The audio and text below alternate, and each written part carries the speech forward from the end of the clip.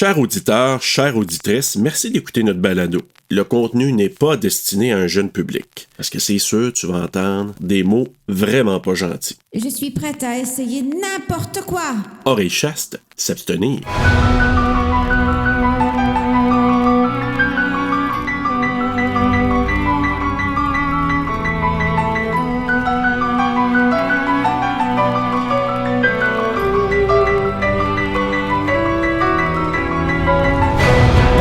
Présent tout le monde et bienvenue à Frisson sur le pod, un dérivé de Terreur sur le pod. Je suis votre animateur Michel Tourangeau et je suis en compagnie de Anne-Marie Dumouchel et Marc Léger pour faire une dramatisation sur le film Les Voix. Bonjour les amis. Allô mon tabarnak. Hello. Quelle belle intro ratée, n'est-ce pas?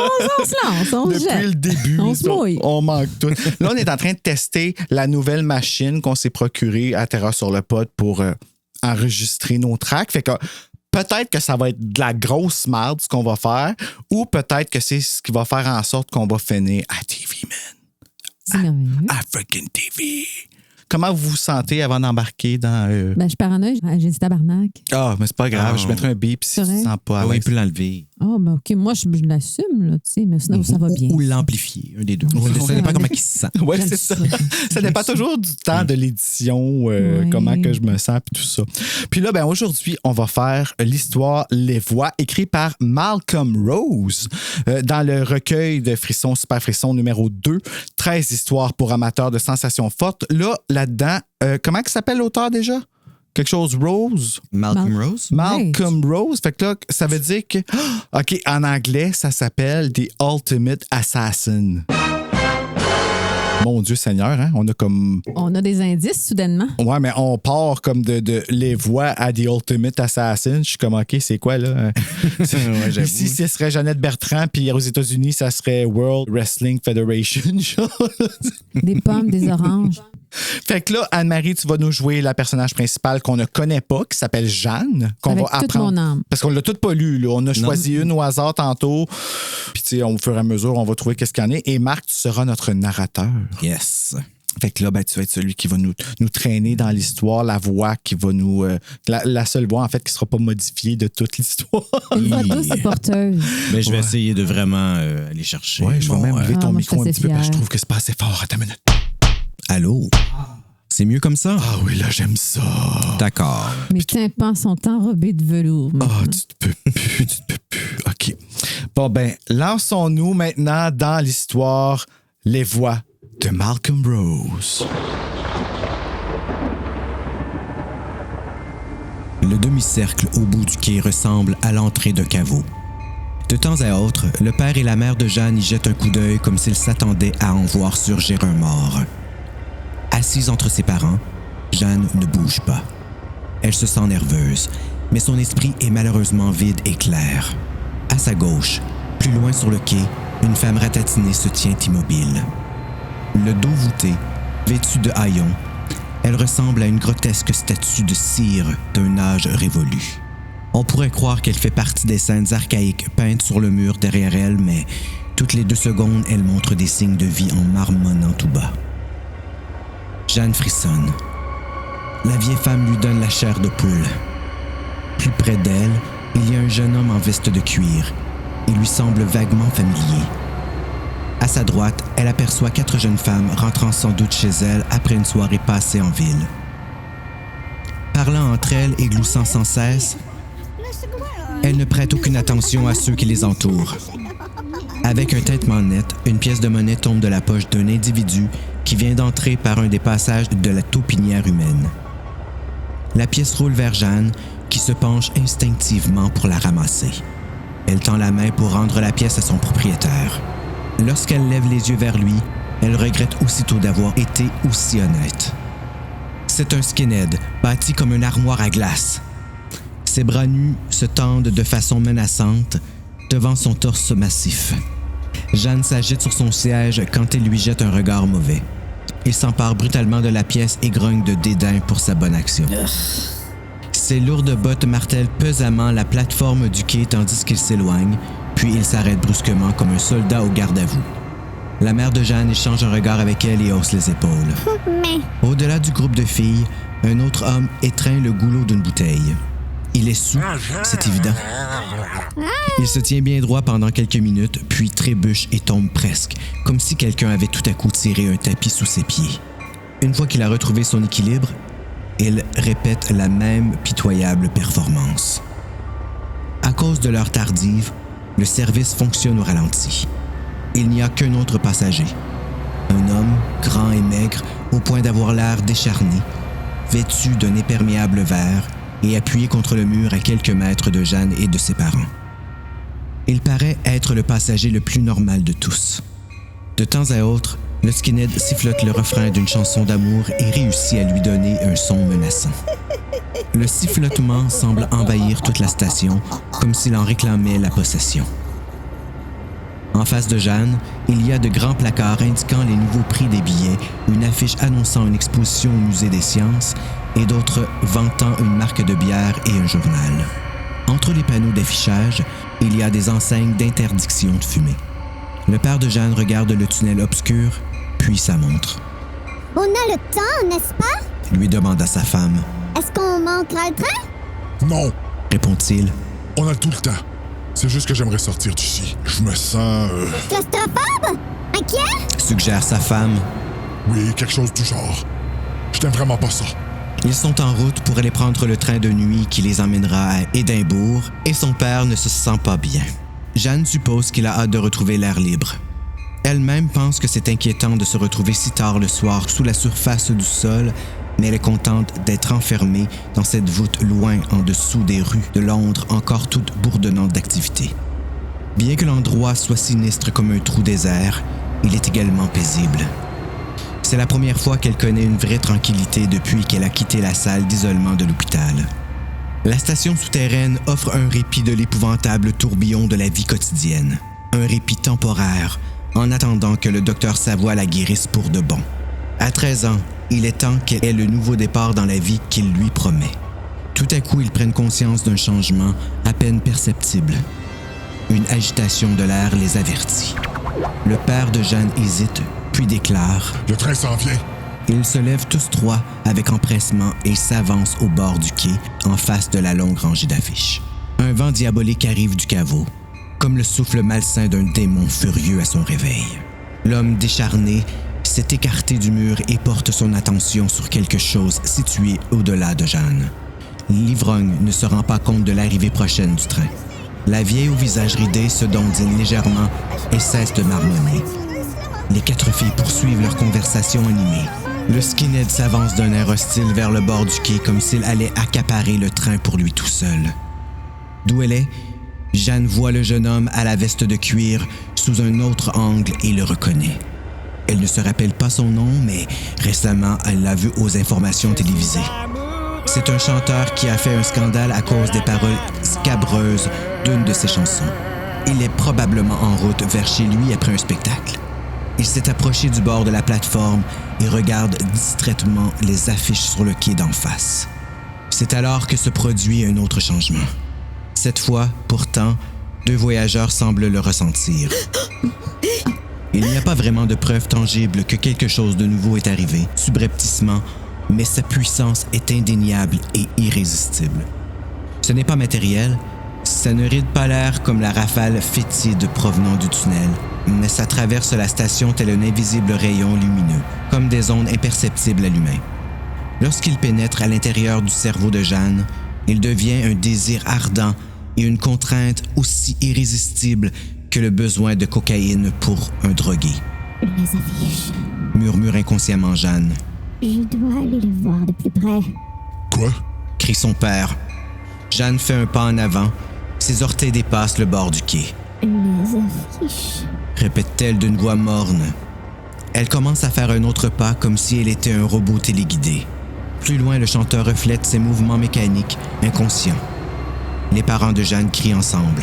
Non! Du même geste, ils saisissent leur fille avant qu'elle ne bascule sur les rails électrifiés. Le chanteur ne saute pas devant le train qui approche. Tel un zombie contrôlé par une diabolique force inconnue, Il dépasse tout simplement le bord de la plateforme sans remarquer le vide sous ses pieds. Il tombe. Il reste hors de vue jusqu'à ce que le train pousse son corps devant lui comme un taureau encornant un matador. Tiré brutalement de son étourdissement, Jeanne ne peut pas distinguer son cri du grincement strident des roues sur les rails. Des étincelles jaillissent sous le train et les wagons vibrent avant de s'arrêter brusquement. La locomotive est à la hauteur de l'ivrogne. Vaguement conscient d'un instant, celui-ci hoquette bruyamment. Les 4 filles lorgnent timidement l'endroit où gît le cadavre, puis grognant de dégoût, elles détournent le regard. Le vent a cessé.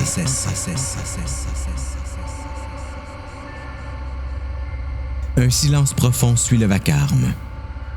Un parent stupéfait agrippé à chaque bras, Jeanne tourne lentement la tête vers l'homme décharné.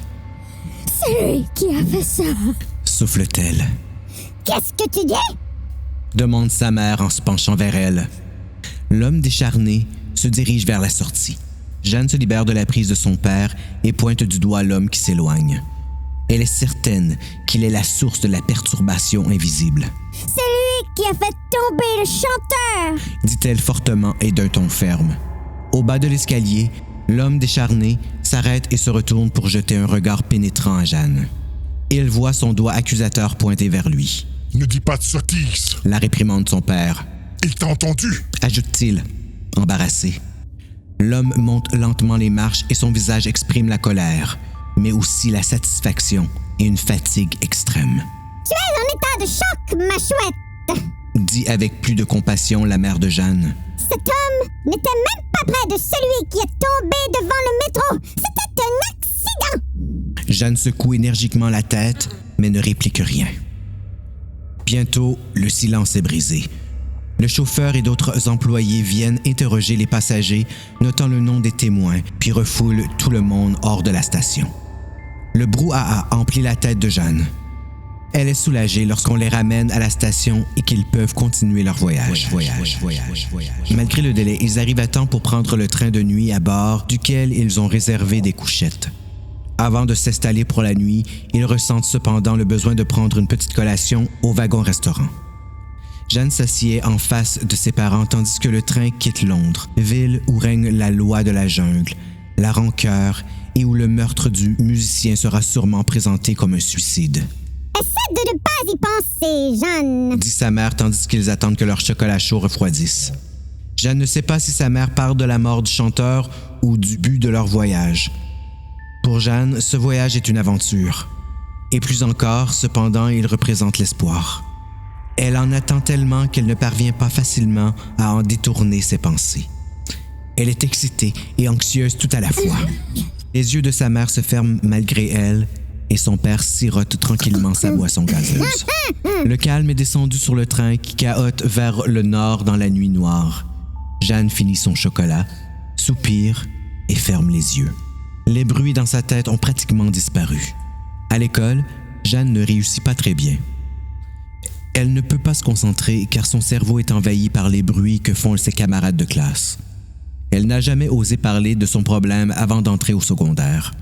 Mais là, l'importance d'une bonne éducation lui est inculquée et donc, après avoir échoué plusieurs examens, Jeanne finit par expliquer, les larmes aux yeux, que l'incessant vacarme l'empêche d'étudier.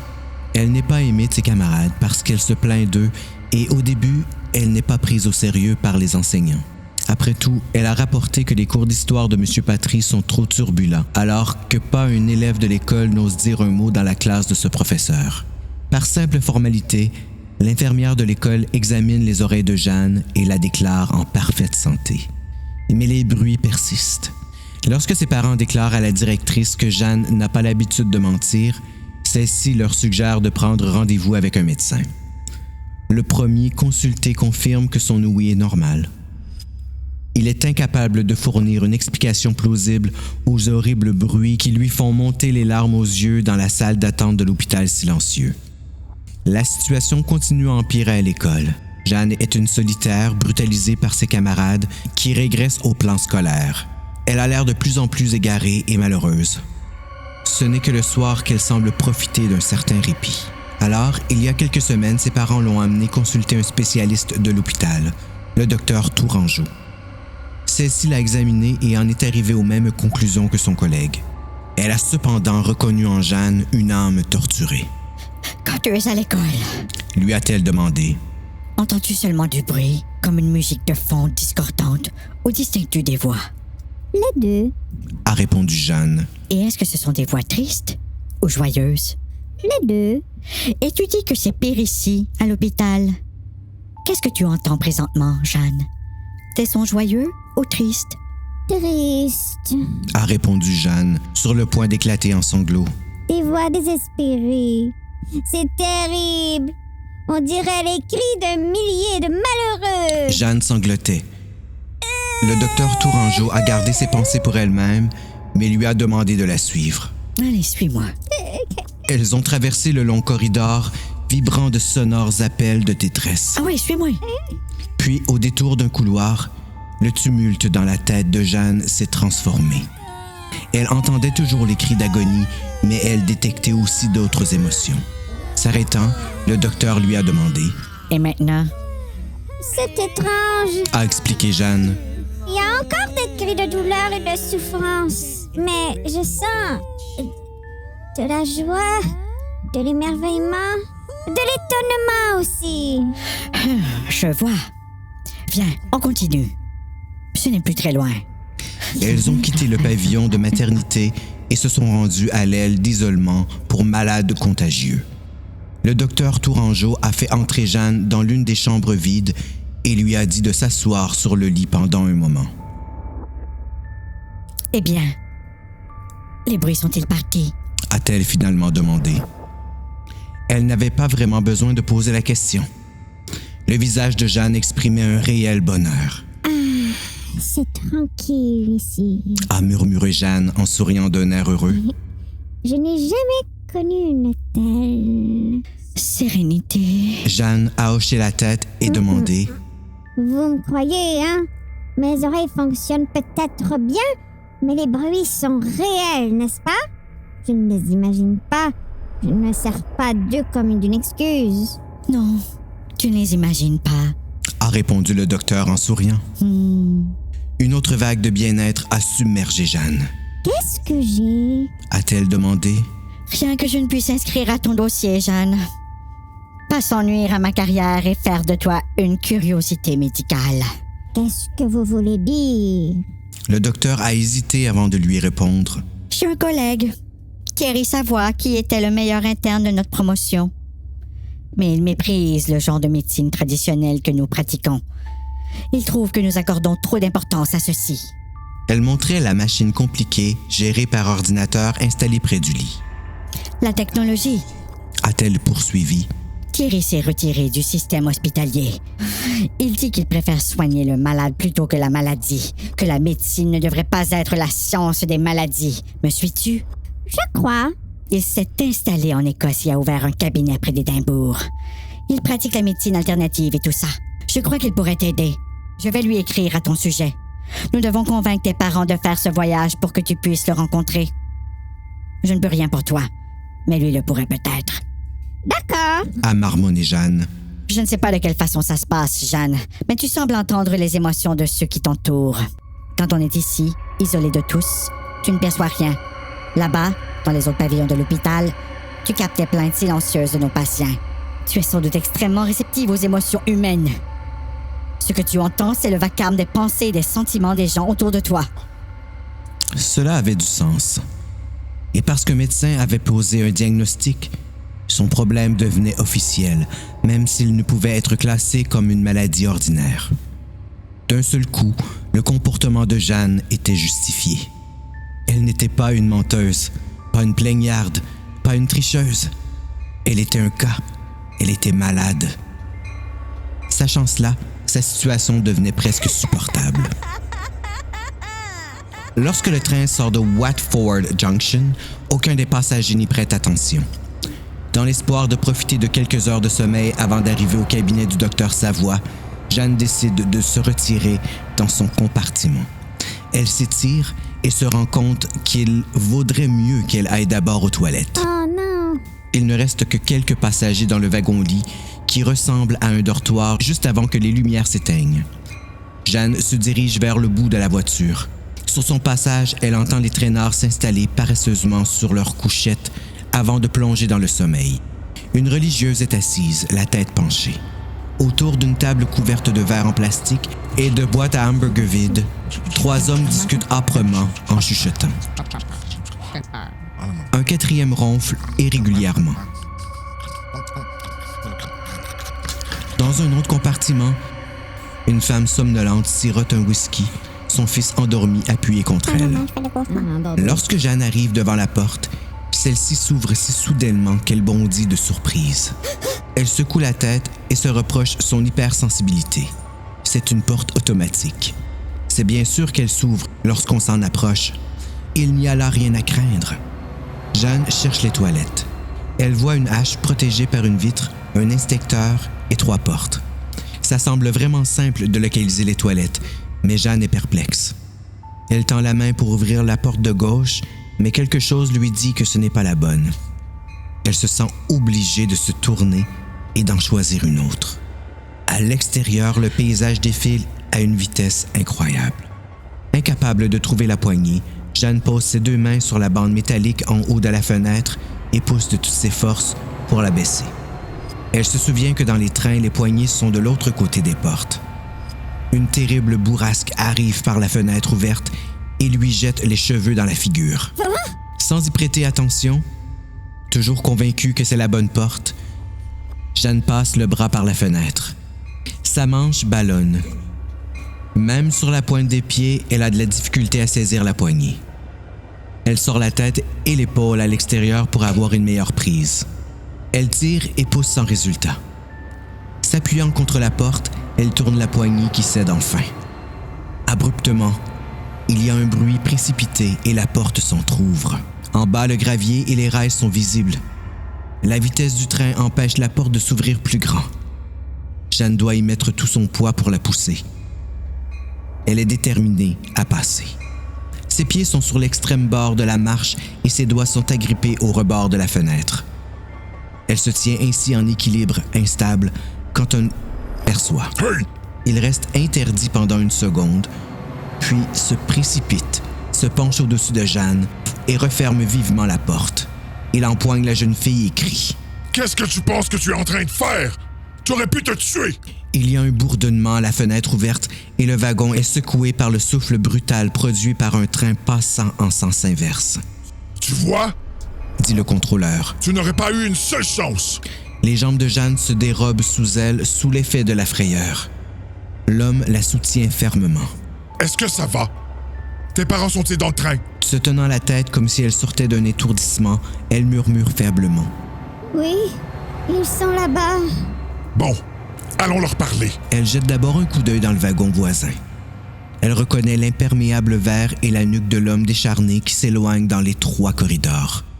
Naturellement, ses parents sont horrifiés en apprenant ce qui vient de se passer. Sa mère chuchote. « Elle a reçu un choc ce soir. Elle a été témoin de suicide. Je pense que ça l'a affectée. » Elle m'a paru agir comme une somnambule, affirme le contrôleur, pour mettre un terme à l'embarras qu'il ressent à l'idée que d'autres passagers apprennent ce qui vient de se passer. Le père de Jeanne dit. Vous avez sans doute raison. Mais tout est rentré dans l'ordre maintenant. Nous allons la garder avec nous dans notre compartiment. Elle ne pourra aller nulle part. Le contrôleur ne semble pas entièrement satisfait de cette proposition. Pourtant, après avoir marmonné son inquiétude, il les laisse tous les 3 ensemble. « Merci !» dit doucement la mère de Jeanne au moment où il referme la porte. Dehors, il s'est mis à pleuvoir. Le train va si vite que les gouttes de pluie tracent des raies horizontales sur les vitres. Lorsque ses parents commencent à la sermonner, Jeanne les interrompt pour dire « Il est à bord du train. » « Qui ça ?» lui demande-t-il en même temps. « L'homme du métro. L'homme très maigre. Celui qui a forcé le chanteur à sauter du quai. » Exaspéré, son père la réprimande. « Oh, ne sois pas stupide. Ressaisis-toi. Je sais que tu as eu un choc et que ce voyage te perturbe. Mais même alors... » Il se tait à court d'arguments. « Même s'il est à bord de ce train, ajoute sa mère. Cela ne veut rien dire. Il doit probablement aller à Édimbourg, lui aussi, là. Et tu sais qu'il n'a pas pu pousser ce jeune homme. Je n'ai pas dit qu'il l'avait poussé. Proteste Jeanne. Alors, comment aurait-il pu... Jeanne penche la tête. C'est inutile. Elle ne pourra pas l'expliquer et même si elle réussissait, personne ne la croirait. Ce n'est pas d'importance. Marmonne-t-elle. Comme vous dites, je dois être perturbée, c'est tout. Sa mère lui adresse un sourire compatissant et dit « C'est l'heure d'aller au lit. Le plus tôt nous arriverons chez le médecin, le meilleur c'est. Peut-être qu'il pourra prescrire quelque chose qui t'aidera. » Dans sa couchette étroite, Jeanne ne réussit pas à s'endormir. Elle ne peut même pas se reposer. Elle a trop peur. Lorsqu'elle ferme les yeux dans une tentative infructueuse pour oublier le monde extérieur, la même scène tragique de la chute du musicien repasse dans son esprit. Elle se rappelle également l'intrusion de l'onde séduisante dans son cerveau. Il paraissait si inoffensif cet ordre d'aller voir de plus près les affiches collées sur le mur d'en face. Son innocence la distraite de toute notion de danger. Apparemment, le chanteur a succombé au même effet. Et l'ordre émanait de l'homme décharné. Il est responsable de cette mort. Et s'étant débarrassé du musicien, il veut maintenant tuer Jeanne. Elle était convaincue qu'elle ouvrait la bonne porte parce qu'un ordre de l'homme décharné s'est infiltré dans son cerveau et a obscurci son jugement. Elle frissonne en comprenant la puissance de son pouvoir indétectable, simple et irrésistible. Elle comprend pourquoi il veut la réduire au silence. Elle représente une menace pour lui, car elle est la seule à savoir qu'il est un meurtrier. Il n'a qu'à l'éliminer et il sera sauf. Jeanne retient un gémissement. Elle se sent en danger et seule. Elle imagine très facilement, debout derrière sa porte verrouillée, attendant la prochaine occasion. Tout le monde la prend déjà pour une cinglée, même ses parents. Si elle parle de ses soupçons à qui que ce soit, ils l'enfermeront pour de bon. S'il y a une solution à cette situation fâcheuse, elle doit la trouver elle-même. Sans grande conviction, elle allume la lumière au-dessus de sa couchette et essaie de lire. Ses yeux lisent les mots sur chaque page, mais elle ne suit vraiment pas l'intrigue. Rien ne lui paraît réel. Ça n'a pas de sens.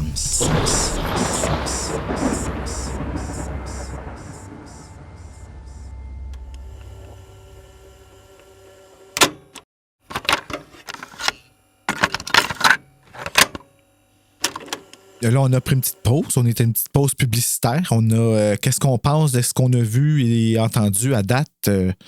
Jeanne est... Elle a. T'as pas l'air à t'en faire pour ton personnage, je trouve. T'as pas l'air attaché à elle trop. Ben, j'avais pas parlé beaucoup. Je découvre l'histoire en même temps. Fait que c'est bien de l'information, mais je sens que c'est une jeune dame perdue. Puis ça me touche. Oh. Imagine, tu sais, que. Non, mais imagine, t'entends des voix, mais tu comprends pas ce qui se passe. Tu vois les affaires fuckées. C'est pas le fun. Ben moi, je vais t'avouer que je freak un petit peu out que Michel Louvain soit pitché en avant d'un train, genre. C'est parce que là, on a fait la joke, tu sais, que la dame en bleu. Puis là, à cause de ça, moi, le chanteur, c'était Michel Louvain.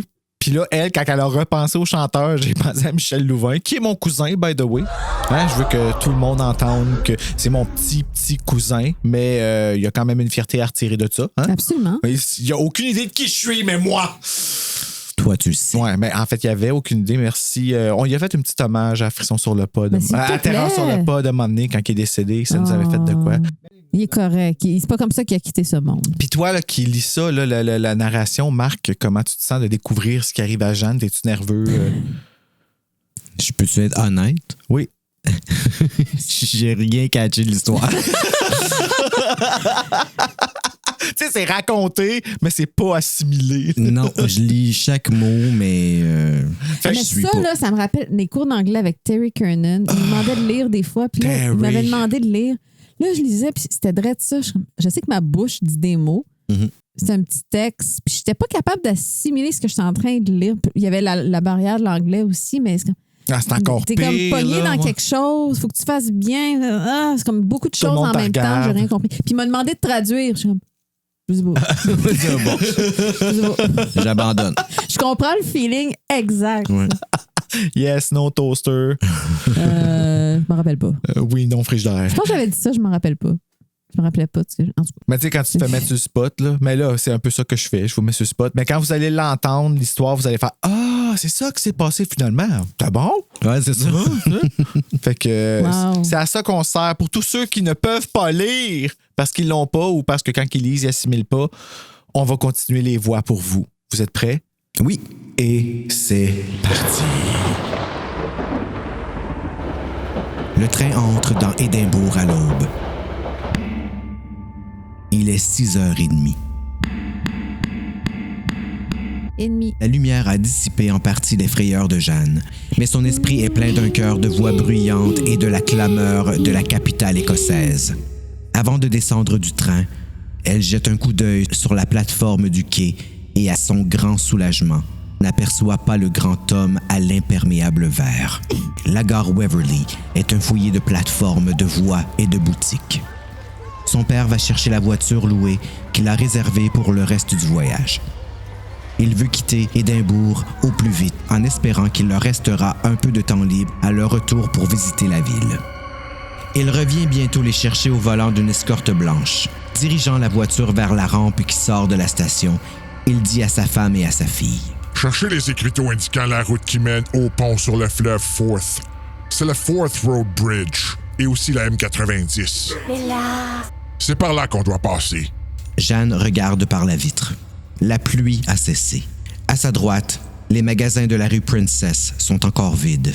Devant, il aperçoit le château médiéval perché douillettement au sommet d'une colline. Elle ne surveille pas les écriteaux.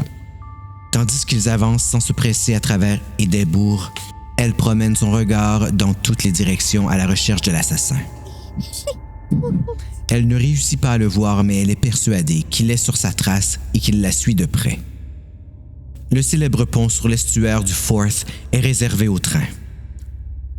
Un autre pont suspendu impressionnant permet aux voitures de traverser le fleuve. Jeanne regarde à travers l'entrelacement de câbles les 3 puissants squelettes d'acier qui enjambent ensemble 2 kilomètres du fleuve et supportent en toute sécurité les trains venant du nord. L'eau est très loin en dessous d'elle. À la sortie du pont, une route à 4 voies donne accès à la M90 et ils prennent la direction nord. Ils quittent l'autoroute à Kinross et s'arrêtent pour déjeuner au bord du Loch Leven.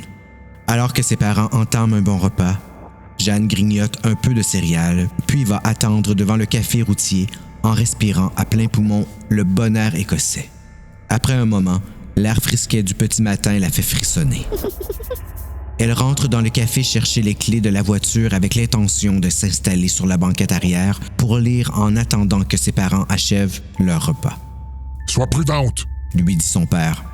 Elle croit se rappeler qu'ils ont laissé la voiture dans le petit terrain de stationnement à côté du café, mais elle n'y est pas. Cependant, de l'autre côté de la route, elle voit une étincelante escorte blanche. Ça doit être celle-là. Se dit Jeanne en haussant les épaules. Perplexe, elle réfléchit pendant quelques instants avant de murmurer. C'est ça. C'est là qu'on l'a garé. Elle s'approche de la courbe. C'est une route tranquille. Il n'y a presque pas de circulation. Malgré tout, Jeanne regarde prudemment des 2 côtés de la route. Elle ne voit rien. Elle peut traverser. Elle s'engage sur l'asphalte. Soudainement, elle croit entendre un bruit. Un vrai bruit qui passe par ses oreilles et non pas directement dans son cerveau. Elle s'arrête au milieu de la chaussée et regarde alentour. Rien ne bouge. Pourtant, elle pourrait jurer qu'elle a entendu un bruit de moteur qui démarre. Lorsqu'elle se remet en route vers la voiture, ça recommence. Elle ne voit rien, mais quelque part, un moteur s'est allumé et s'emballe. Elle en est certaine. Au même moment, elle se rend compte que le bruit vient de derrière elle, près du café. Elle se tourne. Derrière le restaurant, un bateau à moteur démarre à pleine vitesse. La proue dans les airs, il trace de grands V dans l'eau en s'éloignant de l'embarcadère. Un sourire désabusé se dessine sur les lèvres de Jeanne qui soupire en se disant qu'elle est devenue beaucoup trop nerveuse. Elle s'avance sur l'accotement, déverrouille la portière de la voiture et prend son livre posé sur la banquette arrière. Elle n'a plus du tout envie de s'installer pour lire dans une auto qui sent le vernis et l'odeur d'autres gens. Elle hésite un instant, puis se décide. Soudain résolue, elle sait exactement quoi faire. Elle prend son manteau et fonce sur la route sans regarder autour d'elle. Elle se faufile sous une chaîne sans prendre la peine de lire l'écriteau indiquant que l'embarcadère est privé et se dirige droit devant. Elle ressent une urgente envie de s'asseoir sur les planches et de lire en balançant ses pieds au-dessus de l'eau. Dans sa hâte et sa détermination, cependant, elle ne voit pas où est le bout des planches. Contre sa volonté, elle dépasse l'extrémité de l'embarcadère et, dans un grand éclaboussement, tombe dans l'eau noire et glacée.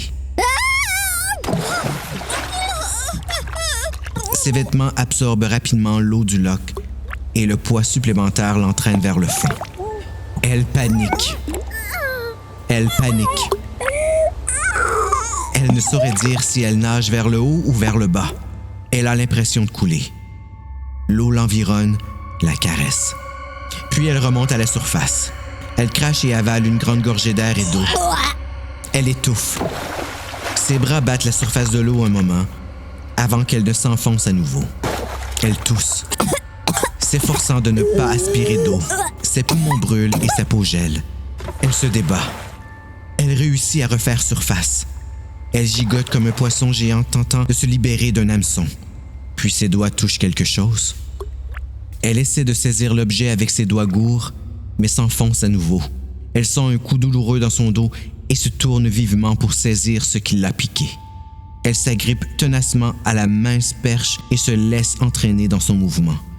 La tige la remonte lentement à la surface. Jeanne s'agrippe alors au bord de l'embarcadère.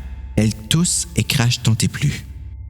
Au-dessus d'elle, un pêcheur dépose sa canne à pêche à côté de lui, puis se penche pour glisser ses mains sous les aisselles de Jeanne et la tirer sur les planches. Elle reste étendue, haletante. Son livre flotte tristement à la surface du lac. Elle est vaguement consciente de ce qui se passe ensuite. Ses parents arrivent en courant. Quelqu'un l'emporte dans une chambre chaude du café. Sa mère la déshabille et l'essuie avec une grande serviette douce. On lui met de nouveaux vêtements.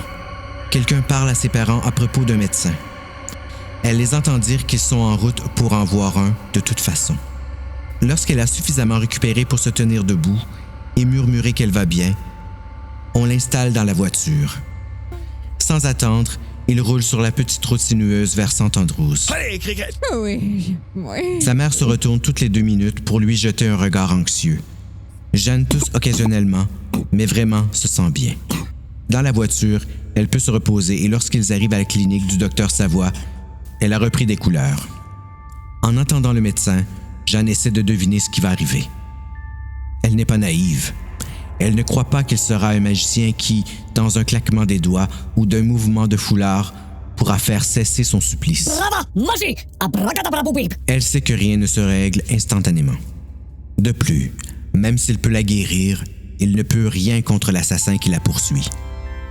S'il ne se présentait pas lui-même en tant que Thierry Savoie, Jeanne n'aurait jamais deviné que le jeune homme qui s'avance vers eux dans la petite salle d'attente est un médecin. Il n'a rien du sérieux et de l'autorité détachée de ses collègues. Il est petit et dodu. Son sourire est celui d'un ami compatissant. Il ne s'habille même pas comme un médecin. Il porte une vieille salopette avec un motif d'animaux blancs qui ressemble à des rennes. Lorsque les parents de Jeanne commencent à décrire le problème de leur fille et son comportement bizarre des derniers jours, le docteur Savoie lève les 2 mains en disant « Un instant. » Ils se taisent et ils reprennent alors. « Écoutez, je ne veux pas être rude, mais ce n'est pas ma façon de fonctionner. Michel Tourangeau m'a expliqué tout ce que je devais savoir. Je ne veux pas plus d'explications. Je veux seulement passer un moment avec votre fille. » Il regarde Jeanne et lui demande « Est-ce que ça te va? Nous allons parler ensemble dans mon cabinet pendant aussi longtemps que nécessaire. Puis, nous déciderons si je peux faire quelque chose pour toi. » Elle hoche la tête. Il s'avance vers elle, pose délicatement ses mains blanches et potelées sur ses épaules. Passant sa main droite sur la nuque et la tête de Jeanne, il déduit. « Tu es fatigué, tendu et effrayé. As-tu peur de moi? » « Oh non! » marmonne-t-elle. « Ce n'est pas de vous que j'ai peur. » Il retire ses mains et lui dit. « Bon, allons-y. » Il demande à ses parents de les attendre et l'emmène vers son cabinet de consultation. C'est un cabinet comme elle n'en a jamais vu. À part un lit, un appareil pour mesurer la pression artérielle et un stéthoscope, il n'y a rien de l'attirail médical habituel. Le docteur Savoie invite Jeanne à prendre place dans l'un des 2 fauteuils confortables qui occupent la pièce, tandis qu'il s'installe dans l'autre. Il ne parle pas tout de suite. Pourtant, son silence ne la rend pas mal à l'aise. Mais la calme plutôt. Il y a quelque chose d'extrêmement relaxant chez le docteur Savoie, contrairement aux autres médecins qui l'énervent d'habitude. Habituellement, je commence par un examen du patient. Lui explique-t-il. Un examen physique pour découvrir si un symptôme évident est passé inaperçu. Mais Michel Tourangeau t'a déjà examiné et elle ne laisse rien passer. D'après ce qu'elle me dit, elle semble croire que tu captes les pensées des gens autour de toi. Oui, Penses-tu qu'elle a raison? oui. Ça ne te dérange pas si je te fais passer un petit test? Elle lui confierait sa vie sans hésitation, Non, ça ne me dérange pas. répond-elle. Je suis habituée à passer des tests. D'accord. Reste assise ici. Quand je frapperai à cette porte, dis-moi ce qui te vient à l'esprit. Il se dirige vers une porte de son cabinet et, jetant un coup d'œil à Jeanne par-dessus son épaule, demande. Prête? Elle hoche la tête 2 fois. Il frappe à la porte. Elle n'a aucun doute. Elle n'entend pas vraiment le mot chien se former dans sa tête et elle n'imagine pas l'image d'un chien, mais les caractéristiques d'un chien sont présentes à son esprit. Un animal tenu en laisse, fiable, fidèle, au regard attentif et répondant au nom de... Jeanne se concentre et se surprend à dire tout haut. Le chien Chips! Il a de bons yeux. Remarquable. S'écrie le docteur Savoie, visiblement impressionné. Il ouvre la porte et ajoute. Je voudrais te présenter à mon ami Marc et son chien Chips. Un jeune homme portant des lunettes de soleil fait une entrée prudente dans le cabinet, conduit par un labrador doré. Marc est aveugle de naissance. Explique le docteur Savoie. Il doit se fier aux autres sens. Et à Chips. Ajoute Marc. Il tend la main vers Jeanne. Elle se lève et s'avance vers lui pour la serrer. Il retient sa main plus longtemps que nécessaire, comme s'il lui soutirait des renseignements par ce moyen. Cette façon de faire ne gêne pas Jeanne. Au contraire, il a environ 20 ans, il est beau et son sourire est bon. Pourtant, ses lunettes de soleil mettent une distance entre eux. Marc est télépathe. Explique le docteur Savoie. Le seul vrai télépathe que je connaisse. Pense à autre chose, Marc. Jeanne éclate de rire. Hé, c'est quoi la blague? Demande le docteur Savoie. Il me fait un compliment. Dit Jeanne. Il trouve que ma main est douce. Est-ce que c'est ça? Demande-t-elle à Marc sans embarras aucun. Oui, c'est exact. Répond-il. J'espère que Thierry va pouvoir te libérer de tes peurs et tes angoisses. Ajoute-t-il plus sombrement. Jeanne hoche la tête. Pour la première fois, elle a l'impression d'être avec des amis qui comprennent et acceptent sa condition. Ça lui procure un énorme soulagement. Le docteur Savoie ouvre la porte pour laisser sortir Marc et Chips. Avant que le jeune homme ne les quitte, il lui demande. Marc, est-ce que je pourrais compter sur toi dans les prochains jours?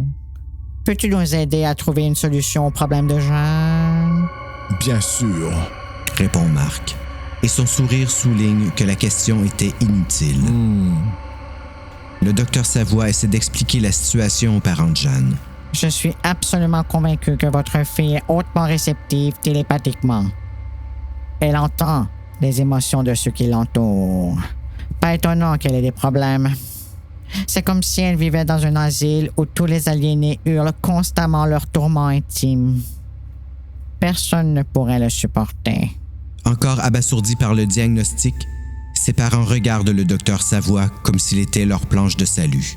Pouvez-vous la guérir? Ce n'est pas une maladie. Répond le docteur Savoie avec un soupir. Il n'y a pas de guérison, dans le sens normal du terme. Mais je peux aider Jeanne. C'est plus une question d'entraîner son esprit à supporter la situation qu'un traitement en tant que tel. Pouvez-vous le faire ce jour-ci? Combien de temps est-ce que ça prendra? Il faut le faire le plus vite possible. Approuve le docteur Savoie. De toute façon, Jeanne a besoin d'aide rapidement. Ça prendra 3 ou 4 jours, je suppose. Après s'être consulté du regard, les parents acceptent. Ce sera plus long que prévu, mais nous avons fait des réservations dans une petite auberge où l'on accepte de nous loger aussi longtemps que nécessaire. Nous resterons si vous croyez que cela aidera. Nous ferons notre possible, réplique le docteur Savoie. L'après-midi, Jeanne revient au cabinet de consultation. Elle écoute la voix rassurante du docteur Savoie et se détend. Est-ce qu'il t'est arrivé de lire et, rendu au bas de la page, de te rendre compte que tu n'as rien retenu? Lui demande-t-il. Ça peut être parce que tu es fatigué, ou parce que ton esprit est distrait ou préoccupé par autre chose. Ça arrive aussi quand on regarde la télé. Tout à coup, on se rend compte qu'on ne suit pas l'intrigue du tout. C'est comme si on se réveillait sans avoir été endormi.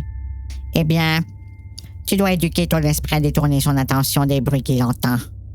Il doit apprendre à s'en distraire, à les oublier, à s'en distancer. C'est tout. Reprends le contrôle de ton cerveau. Ce n'est pas facile, mais tu peux y arriver. Tu dois pouvoir reprendre possession de ton propre espace mental. Comment? Demande Jeanne, à qui cela paraît impossible. Les bruits dans sa tête sont si persistants que ça prendra plus que de 20 souhaits pour les faire taire. On donne à cette méthode différents noms. Incantation, plein chant, méditation, transcendantale. Je vais t'apprendre à faire le vide dans ton esprit, à tenir le monde à distance, sans devenir une recluse. D'accord? Je suis prête à essayer n'importe quoi, déclare Jeanne. Quoi que tu aies pu entendre dire sur cette méthode, sache qu'elle n'est pas magique ni mystique. Elle se contente d'utiliser les aptitudes naturelles du cerveau. Elle se base sur la relaxation, la capacité de faire le vide et une simple mélopée pour tenir l'esprit occupé. Bon, c'était beau, ça. Je parie que tu as déjà vu des émissions de science-fiction où les bons maîtrisent l'ordinateur magnifique en le faisant calculer une série infinie de nombres ou le déstabilisent en lui proposant un problème insoluble. Bien, ce n'est pas une idée si farfelue qu'on le pense. Je vais te montrer comment agir de la même façon avec ton propre cerveau. Pendant les 2 jours suivants, avec une extrême patience, le docteur Savoie apprend à Jeanne à être calme, à relâcher ses muscles l'un après l'autre, à concentrer son esprit sur un son unique qu'elle crée elle-même et qu'elle répète mentalement jusqu'à ce que les bruits du monde extérieur s'évanouissent. Le 3e jour d'entraînement, elle réussit. La méthode se met en place comme si c'était la chose la plus naturelle et la plus facile du monde. Elle est assise, les mains sur ses genoux, ses doigts se touchant, les yeux fermés dans une pièce à 100 androuses, mais elle pourrait être n'importe où, sur une île déserte, sur les vagues de la mer ou sur la lune. Lorsqu'elle ouvre les yeux, comme si elle était le seul humain sur Terre, le docteur Savoie lui sourit et dit « Tu as réussi. Tu as empêché le monde extérieur d'envahir ton esprit, hein? Parfaitement. » Je crois, répond-elle, un grand sourire aux lèvres. En fait, oui. J'en suis sûre. Je le sais. Pendant que tu méditais, Marc est entré et a projeté assez de pensées pour réveiller un mort. Tu n'as rien perçu. Le docteur Savoie est absolument enchanté de son succès. Jeanne est bouleversée et folle de joie. Ça lui rappelle quand elle a appris à aller à bicyclette. Alors, elle pouvait à peine croire que son père avait lâché la selle et qu'elle roulait toute seule. Mais au fond d'elle-même, elle sait qu'elle le peut. Elle va pouvoir affronter la vie. C'est aussi stimulant qu'une renaissance. Encore plus, c'est une renaissance dans un monde idéal, comme si quelqu'un avait levé la main pour faire le silence autour d'elle. C'est extraordinaire! Dit-elle. Le lendemain est un jour d'affermissement, de joie et de confidence. De nouveau, Marc l'atteste et heureusement, elle découvre que même ses pensées les plus fortes ne peuvent pas s'introduire dans son esprit concentré. Lorsqu'elle sort, rafraîchie de sa séance de méditation, il la félicite. Le docteur Savoie lui dit qu'elle peut dorénavant méditer pendant plusieurs courts instants dans la journée, lorsqu'elle est assise dans la voiture ou à l'école, ou même dans la salle d'attente du dentiste, par exemple. Graduellement, elle en viendra à ne plus prêter attention aux rumeurs du monde extérieur, car son subconscient se chargera d'appliquer la méthode tandis qu'elle vivra sa vie. Impulsivement, Jeanne serre le docteur Savoie, puis Marc dans ses bras Elle est libre. Ah oui! Plus tard, alors que Marc est parti et qu'elle voit le docteur Savoie pour la dernière fois, elle se confie à lui. Il attire les confidences comme un enseignant amical. Elle lui parle donc de l'homme décharné, de la mort du chanteur, des incidents du train et du loch. Le docteur Savoie l'écoute en silence, l'air préoccupé. Jeanne comprend qu'enfin, quelqu'un prend son histoire au sérieux. Lorsqu'elle se tait, il lui dit « Tu n'as pas vraiment besoin que je te dise ce qui se passe. Tu le sais. » Je suppose. Dit-elle en hochant lentement la tête. C'est un télépathe, n'est-ce pas? Il peut mettre une idée dans la tête de quelqu'un d'autre, un peu comme ces hypnotiseurs qui choisissent un spectateur et l'obligent à faire le poulet ou quoi que ce soit d'aussi ridicule.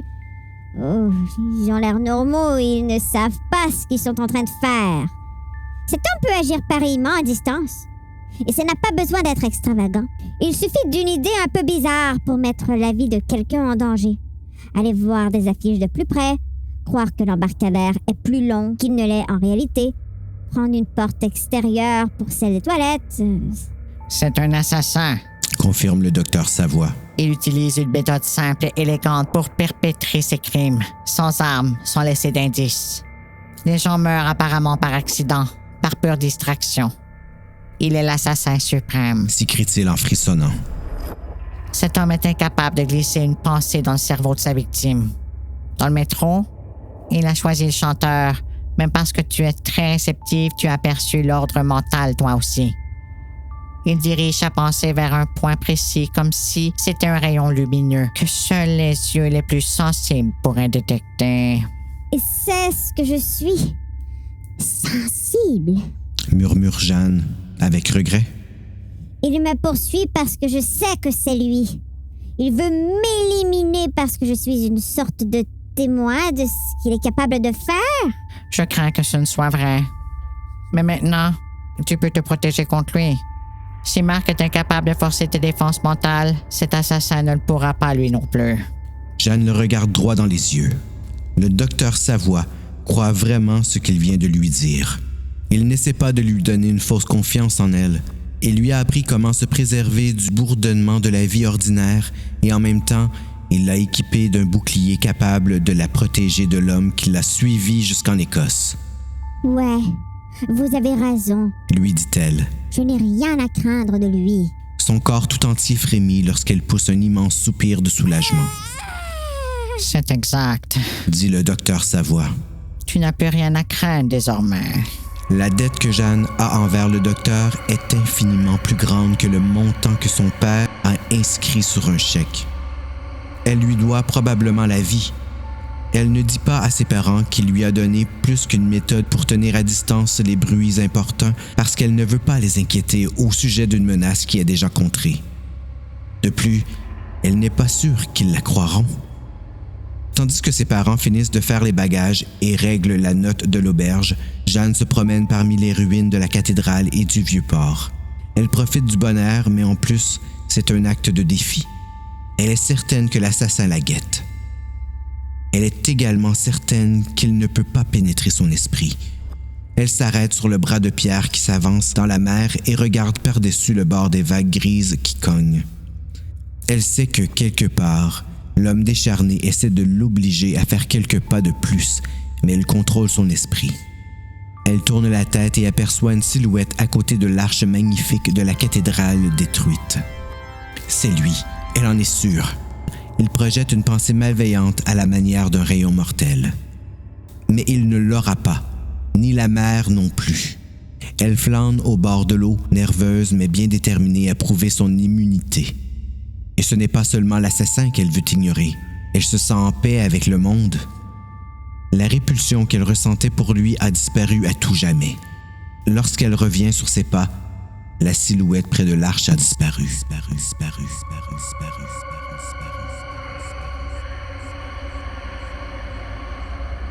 Sur la banquette arrière de la voiture qui roule sur la M90, Jeanne se sent joyeuse. Elle s'exerce selon la technique du docteur Savoie pour exclure de son esprit les bruits provenant d'Édimbourg. Ce sera son premier test dans une grande ville et elle s'attend à le réussir haut la main. Ses parents sont ravis à la pensée de connaître une vie plus facile avec une fille qui fera des progrès à l'école et commencera à avoir des amis comme une fille normale. Étant resté plus longtemps que prévu à St. Andrews, son père a abandonné l'idée de visiter la capitale de l'Écosse. Il a hâte de rentrer. Il dépasse les limites de vitesse permises. Il parle joyeusement tout en filant vers la gare Waverley pour y prendre le train qui les conduira à Londres. Encore incrédule, la mère de Jeanne se tourne sur son siège et demande « Et tu penses vraiment qu'ils t'ont aidé, ma chérie? »« Oui, maman, absolument. Dieu merci! » 5 années d'angoisse ont disparu de son visage. « Plus de bruit? » demande son père. « Je peux les laisser entrer si je veux. » répond Jeanne. « Mais je peux aussi m'en débarrasser si je le veux. »« C'est formidable, » dit-il en lui jetant un coup d'œil dans le rétroviseur. Ça valait la peine qu'on y consacre du temps et de l'argent alors. Ça vaut plus que tout, répond-elle en lui souriant. À l'avant, ses parents échangent un regard joyeux. Regardez, nous arrivons au pont, dit son père. Quelle prodigieuse construction. Il jette un coup d'œil à sa montre et déclare. Ce ne sera pas long. Il profite qu'il n'y a presque pas de circulation pour accélérer encore. Jeanne sent quelque chose. C'est comme une pierre lancée contre le volet d'une fenêtre.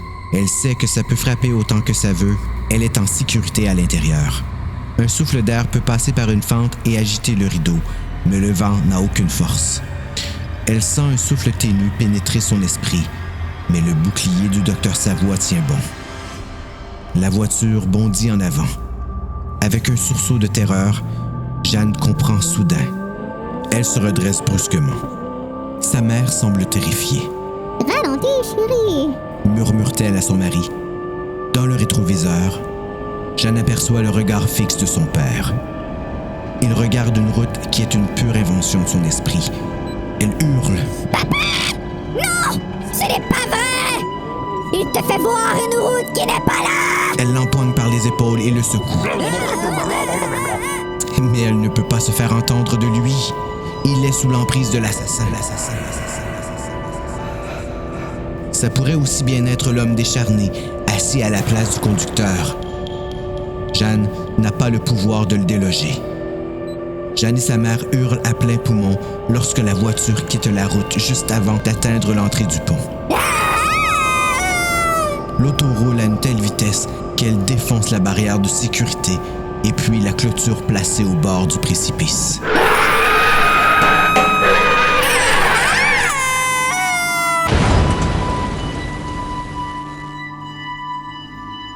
Sur le monticule au bord de la route, l'homme décharné surveille le résultat de son œuvre. Sous lui, la voiture quitte le sol, laissant derrière elle des morceaux de clôture. Après le vacarme de l'impact, la voiture plane dans un silence affreux. Dans un ralenti très esthétique, elle pointe de l'avant et plonge verticalement. Plusieurs goélands s'envolent en criant. Au premier impact, l'avant de la voiture s'écrase dans un bruit monstrueux. Le moteur est repoussé brutalement à l'intérieur du véhicule. Les cris des passagers sont inaudibles. La voiture rebondit comme un jouet jeté sans soin. Elle rebondit encore et retombe sur son toit. Pendant un instant, elle ressemble à un gros insecte mourant, gigotant sur le dos. Le toit se déforme et s'affaisse, écrasant les occupants. Puis, il y a une explosion. La voiture prend feu.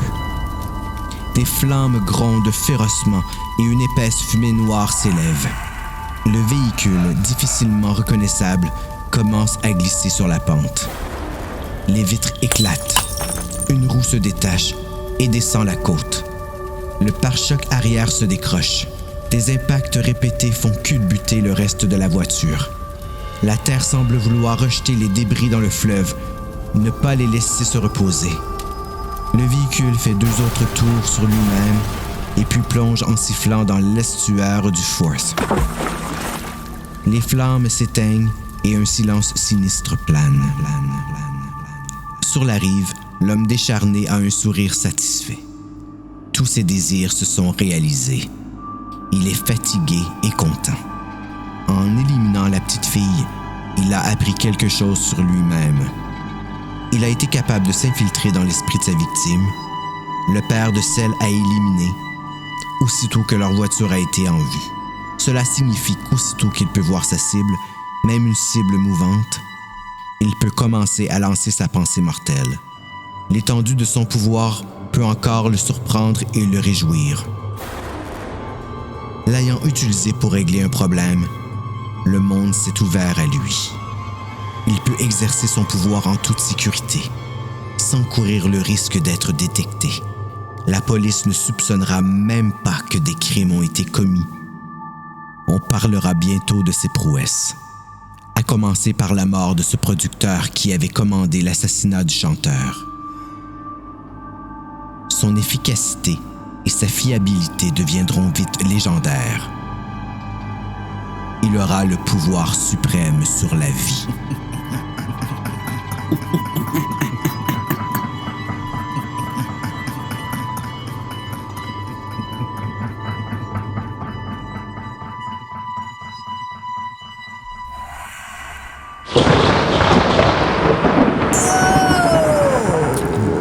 J'aurais aimé ça savoir c'est qui, moi.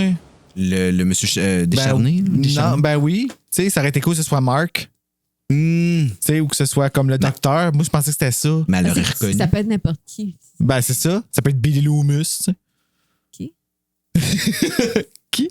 Parle dans le micro, ma belle. Qui? Ben, c'est le tueur dans Scream. Scream! Ouais. C'était pas, finalement, la fin. La fin me déçoit un peu parce que je pensais qu'on aurait eu quelque chose, tu sais, comme de plus. Finalement, il a juste tué elle et sa famille. Fait qu'on a juste passé tout ce temps-là avec eux autres pour rien. Non, mais elle, il savait elle lisait dans ses pensées, fait qu'elle pouvait l'arrêter. Ah ouais, je sais bien, mais ça aurait été fun qu'elle puisse se battre un petit peu. Tu sais, non, pas pantoute, il a pogné son père, puis. Ben, ils l'ont tué, puis ils ont vraiment bien décrit le feu dans le char qui venait de crasher. Oui, c'était... C'est intense, là. Il a eu du fun à écrire ça, lui. Comment va? Ouais, Malcolm Rose, là, il a comme eu un... il avait un fantasme non résolu. Il en voulait à quelqu'un, genre, d'après moi, la petite fille avait 13 ans. Il a passé de quoi à un moment donné. Il y a une blonde quand elle avait 13 ans qui l'a trahi. Là. Ah ouais. Si elle jamais dans un shop, je la pitch en bas d'un pont avec ses parents. Gene. There you go, Gene. Fuck you, Gene. Je les ai, en plus, les recueils en anglais. Il faudrait aller voir comment qu'elle s'appelle. Ça pourrait être drôle, mais en tout cas, c'est pas grave. Tu me le confirmeras. Bon, ben, on a terminé cette magnifique histoire. On peut maintenant aller se coucher si on va être capable de dormir. On va lire tout ça, pareil. Il y en avait pas mal, hein? Good job. Comment tu te sens? Ben bien, mais j'ai les yeux cross-eyed un peu. Là. Ouais. La prochaine fois, ça va aller mieux. Puis c'est sûr que l'éclairage n'est pas comme l'idéal, mais on s'est assuré de bien pouvoir lire, d'être pogné. Puis là, on vient d'essayer la machine. On va espérer que tout fonctionne bien. Puis d'ici là, mes petits frisseux, faites de beaux cauchemars!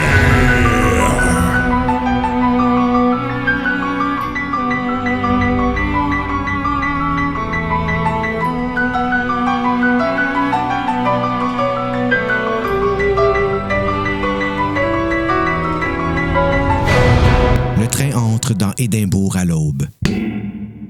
Il est 6h30. Ah, c'est bien cool! J'aurais pu faire 1, 2, 3, 4, 5, 6. Et demi.